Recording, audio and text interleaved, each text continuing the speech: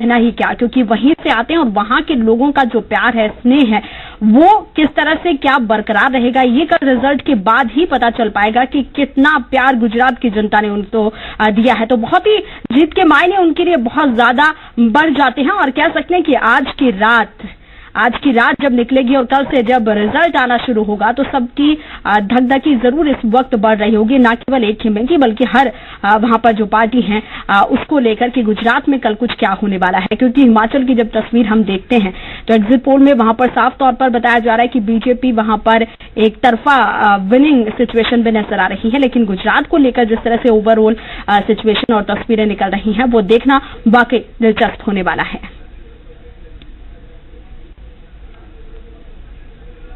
और कल क्योंकि इम्पॉर्टेंट दिन है, गुजरात पर सबकी नजरें जो है वो टिकी हुई हैं, निगाहें टिकी हुई हैं, क्या कुछ रिजल्ट रहेगा। एग्जिट पोल से हमने देखा था कि वहां पर किस तरह की सिचुएशन बन रही थी, लेकिन ज्योतिष आचार्य जो है उनका भी समझना इस पूरे मामले पर, निर्णायक पर कि क्या कुछ रहने वाला है, बहुत जरूरी हो जाता है। और इस वक्त हमारे साथ ज्योतिष आचार्य कुमार गणेश जी हमारे साथ यहाँ पर जुड़े हुए हैं। बहुत बहुत स्वागत है आपका कुमार गणेश जी।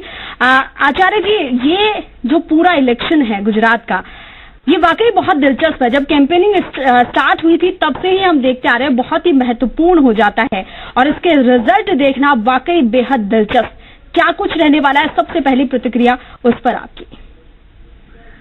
देखिए, गुजरात के चुनाव की जहां तक हम बात करें तो ये चुनाव जो है ये अपने आप में बहुत बड़ी भूमिका निभाने जा रहे हैं। सिर्फ इसलिए नहीं कि दोनों पार्टियों के मकसद से, बल्कि इसलिए कि भारतीय जनता पार्टी जो है वो अब तक के अपने गुजरात के पिछले 20 साल की से कम सीटें जो है वहां पर सिमट सकती है। हालांकि सरकार यही बनाएगी। जी जी बिल्कुल। और आचार्य जी, अगर हिमाचल की हम बात कर लेते हैं, क्योंकि गुजरात में जिस तरह का आंकड़ा सामने आ रहा है एग्जिट पोल में, हिमाचल की अगर हम बात करते हैं तो वहां पर तो एक तरफा बताया जा रहा है एग्जिट पोल में कि एक तरफा वहां पर बीजेपी बहुमत के साथ सरकार बनाने वाली है। वहां का क्या कुछ आंकलन रहने वाला है? नहीं, ऐसा हमारी गणना में नहीं आ रहा है।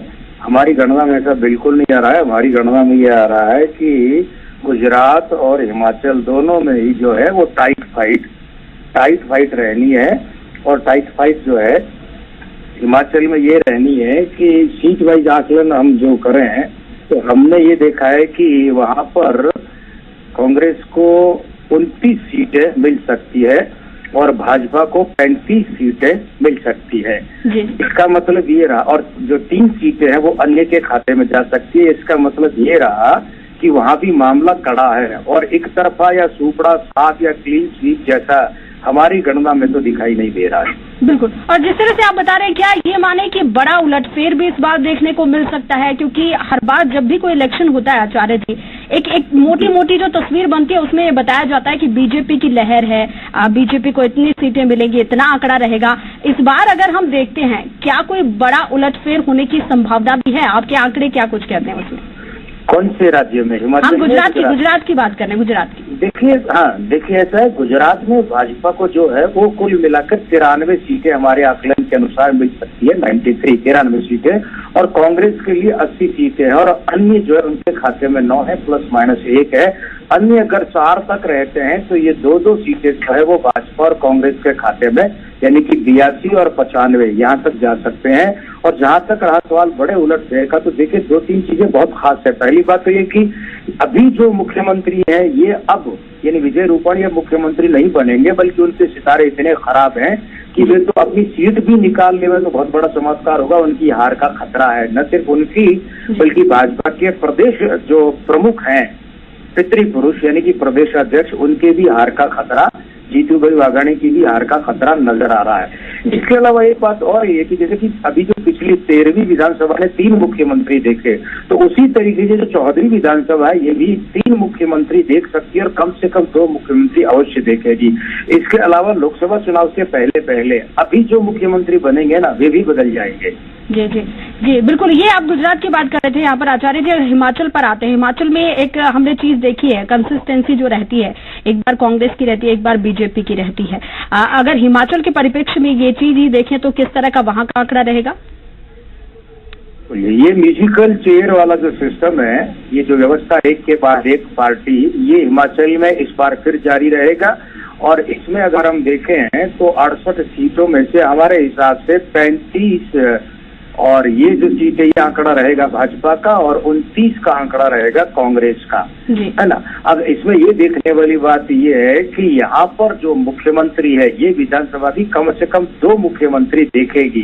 यानी अभी तो प्रोफेसर प्रेम कुमार धूमल को चूंकि कैंडिडेट घोषित कर रखा है सीएम का, तो वे बनेंगे, लेकिन मध्यावधि से पहले 2.5 साल से पहले ही उन्हें बदल दिया जाएगा और फिर जो मुख्यमंत्री है वो बनेगा। और यहाँ पर भी जो अगर हम देखें तो कोई बहुत बड़ा परिवर्तन दोनों पार्टियों की सीटों की संख्या में नहीं है।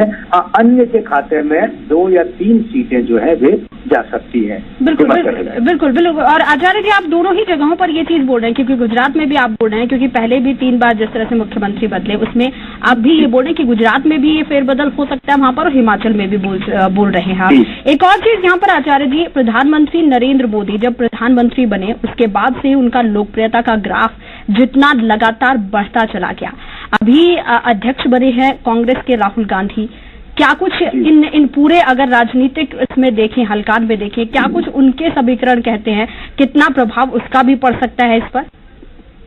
देखिए, मूल बात यह कि राहुल गांधी जो है उनके अंक ऐसे हैं कि एक तो वे हिंदुस्तान के प्रधानमंत्री कभी नहीं बन सकते।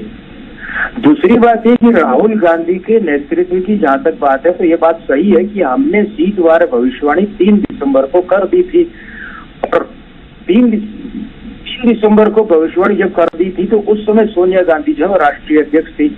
अब जब कल काउंटिंग हो रही है मतगणना तो राहुल गांधी है, तो इन दोनों में से अंतर ये पड़ेगा कि राहुल गांधी जो है वे जहां पूर्ण नेतृत्व करेंगे या पूरी अगुवाई करेंगे उस जगह पर कांग्रेस की सरकार तो कभी नहीं बनेगी। तो राहुल गांधी का राष्ट्रीय अध्यक्ष बनना ये तय करता है कि कांग्रेस की सरकार गुजरात में नहीं बनेगी और न ही हिमाचल में बनेगी। जी बिल्कुल। कुमार गणेश जी, आचार्य जी हमारे साथ यहाँ पर जुड़े हुए थे। उन्होंने जिस तरह से जानकारियां यहाँ पर साझा की, उन्होंने बताया कि किस तरह से रहने वाला है। आपका बहुत बहुत शुक्रिया, धन्यवाद आपका हमारे साथ जुड़ने के लिए। तो एग्जिट पोल जब आया तो एग्जिट पोल में एक तस्वीर बनकर आई कि